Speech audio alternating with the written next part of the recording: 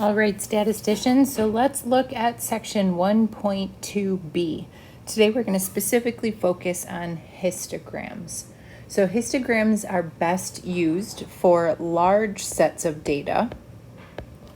And this is because it would be, honestly, quite obnoxious if you had to put a whole bunch of dots on a dot plot when you're looking at it. So histograms, if you have large sets of data, this would be best for it. And definitely this would be really good if you have data that does not have repeated values. Histograms take values and places and we put them in bins. I sometimes in class refer to them as classes.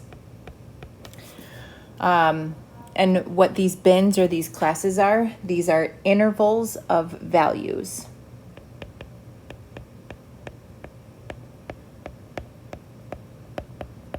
Such as 0 to 5 or 5 to 10 or potentially even 0 to 2.5. Okay, so that would be a class or a bin. So each bar that you're going to see within a histogram, it represents the number of values in that interval or bin.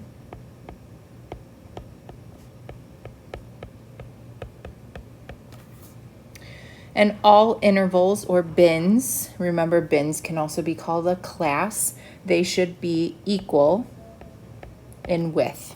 So do not say one is 0 to 5 and the next one is 5 to 7. They all have to be exactly equal. Big thing right here that I definitely want you to highlight this, underline this. Definitely an important concept right here is the lower boundary for the bin is always included in the interval, but the second boundary is not included. As an example, you might see something that looks like this. It's 10 through what you're talking about, which is less than 15. Or potentially you may just see it as 10 to 15 and you need to know that that lower boundary is included and that upper boundary is not included. That upper boundary will be the beginning of the next bin or class, okay? So 15 would be included here, but it would be excluded here, okay? So as an example, we are looking at the amount of fat in grams for McDonald's beef sandwiches.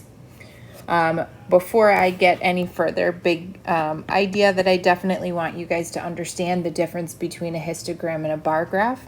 Histograms do not have any space between the bars. Remember, no data is data, okay? So even if you have a gap in there because you don't have any data in that bin or that class, that's okay. But histograms do not have space between the bars.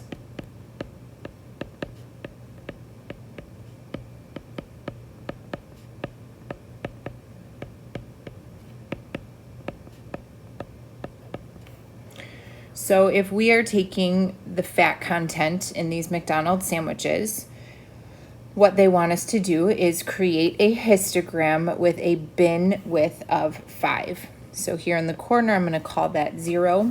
Remember, we have to label all of our graphs, so I'm going to do this by frequency.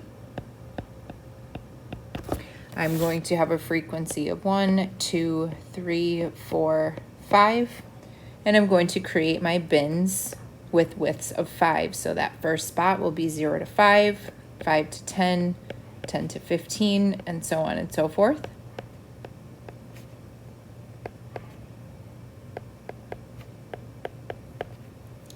And as we look through here, what you might have to do is you might have to create just a little table for yourself. You can say 0 to 5 and kind of do tally marks as you go. We'd have 5 to 10 and so on and so forth. And what you would check off is as you hit this 9, just do a tally mark in there. As you go from 10 to 15, you can see that there is a 12 in there and nothing else. From 15 to 20, we've got a few more. There's 3 19s. So I'm just creating little tally marks going on. This seems to be already from highest to lowest, so we can easier do a count. So from 20 to 25, there's 2. From 25 to 30, there's 4. From 30 to 35, there was nothing, so no data is data. Leave it in there. 35 to 40, there were 2 of them. And remember, 40 goes in this category, or this bin, I should say, this class, because it is included in the lower, but it is excluded in the upper. So that 40 and 42 go down there. So the tally marks represent our frequencies. So as we go through and we create this histogram, I have 0 to 5 had nothing, 5 to 10 had 1, 10 to 15 had 1, 15 to 20 had 3, and then we had a 2, then a 4, then a nothing, and a 2, and a 2. So here's my histogram. And as we go through us describing the distribution, remember when we do our describing the distribution, we want to go through your SOX method. So we would say that this distribution is fairly symmetrical.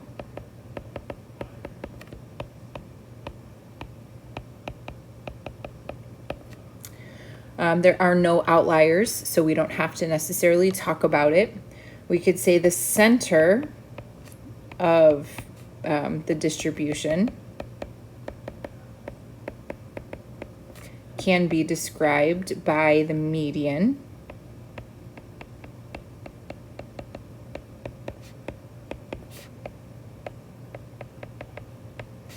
Of 26, which means if we go back to the homework, how we interpret that median, that says typically the fat content in the sandwich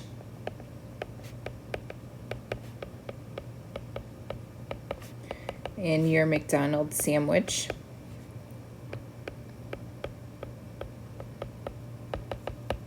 is 26 grams. And for our last part of our SOX method, we could talk about our spread. If you did actually calculate out, because you have the raw data, we could figure out the standard deviation on this one. We could do the IQR. We could do the range. I'm going to go ahead and talk about the range. We could say the range of the fat content is 33 grams. So notice I definitely kept the context of the problem within some of those answers. So as we take this information, we can create something called a box plot. Now I'm going to go back a little bit and I'm going to go above. You're going to see in our notes, and what we really do is called a modified box plot, because a modified box plot allows us to actually identify what some of our outliers are. Originally, what we looked at was a normal box plot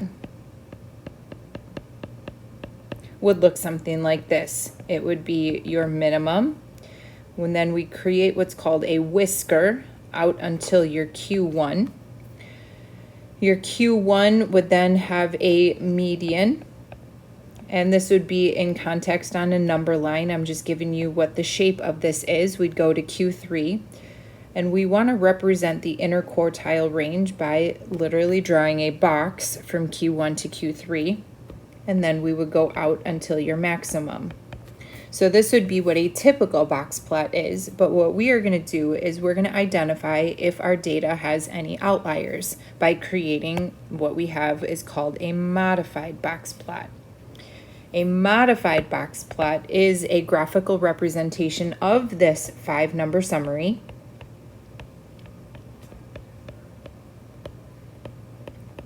That's, again, your normal box plot. but our modified box plot will also show any outliers. So here's what we have. We're going to create two box plots, one for males and one for females. They gave us our information.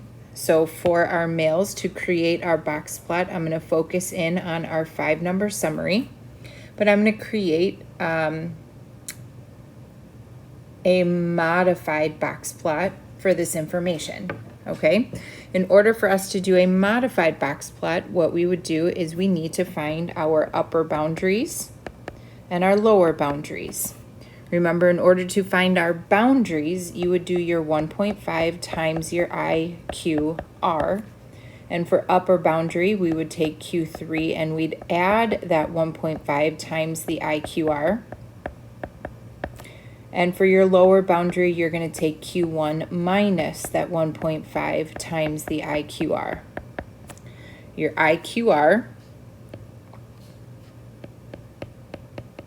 is your Q3 minus your Q1. So as I look through this information, I'm going to work with the males here. My Q3, so let's do some math off to the side here. My Q3 is 167.5. I'm going to subtract my 64.5. There's my IQR. So for my males, my IQR is 103. Multiplying that by 1.5, this gets me 154.5. So for my upper boundary for males, I'm going to write this off to the side. My upper boundary would take this number and I'm adding that to my Q3, and that's 322.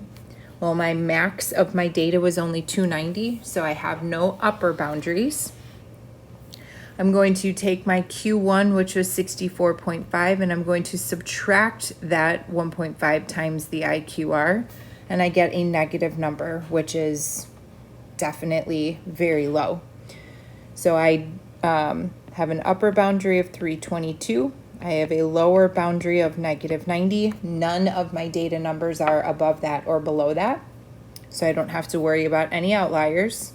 So when I create my box plot, this is all done on a number line, so we keep this written in context. So I'm going to draw my line in here, and I'm going to start, and just based on my data, seeing I essentially have to go from 20 to almost 300. I'm going to have each box represent 40. So I'm going to say that this is 0. This is then going to be, actually I might go by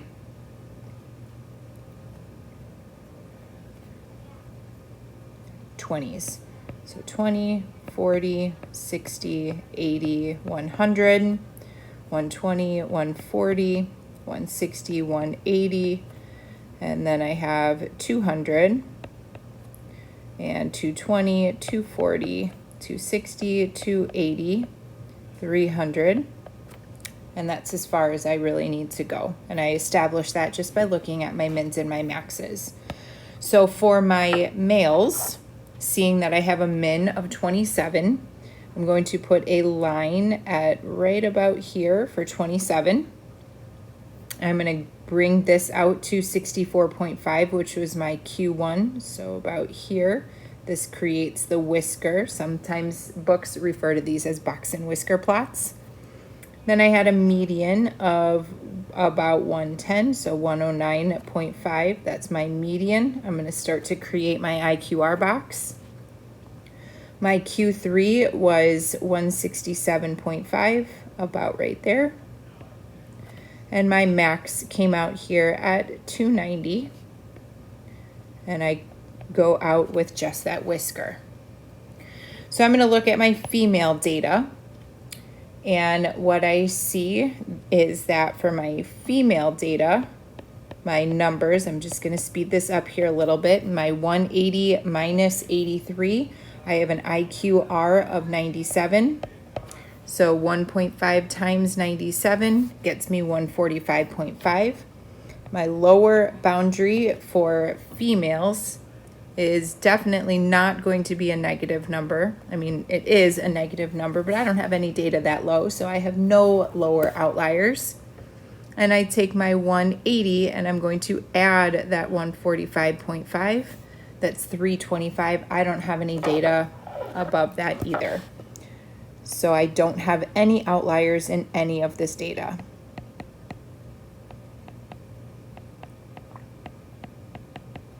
So I'm going to do the same thing with creating this box plot. We can also call it a modified box plot because nothing is different. So my minimum for females was 22, so it's going to be a little bit lower than where the males was. My Q1 was 83, so I'm a bit higher than where the males was. I have a median of 129. Definitely higher than males. A Q3 of 180. And a max at 218, which is smaller than what the males was. So as we describe the distribution, things that AP will start to ask you is they'll say compare.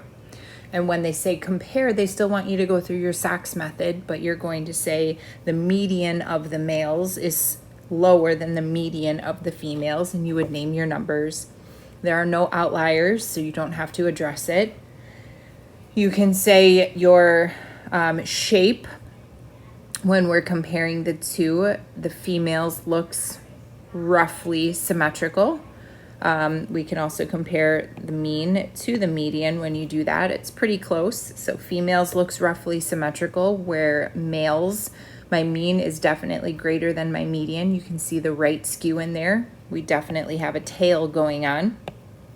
Okay, so you would go through that SOX method, and I would definitely talk about the spread.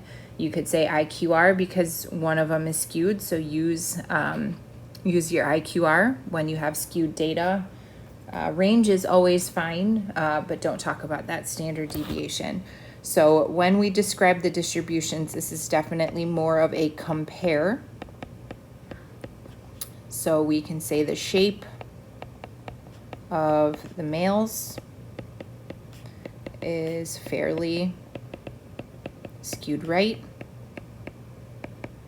while female is symmetrical. You can say that the median of females is 129, which is higher than males, which was 109.5. And we can talk about, last but not least, we can talk about the spread. The range of your females was your 218 minus 22 was 196. And this is contacts. So therefore the range of males, okay, so the range of males went from 290 all the way, or subtract that 27, was 263 contacts. So again, describing that distribution, you're going through that SOX method, but you want to do some comparison and keep it in context. And that is all for today.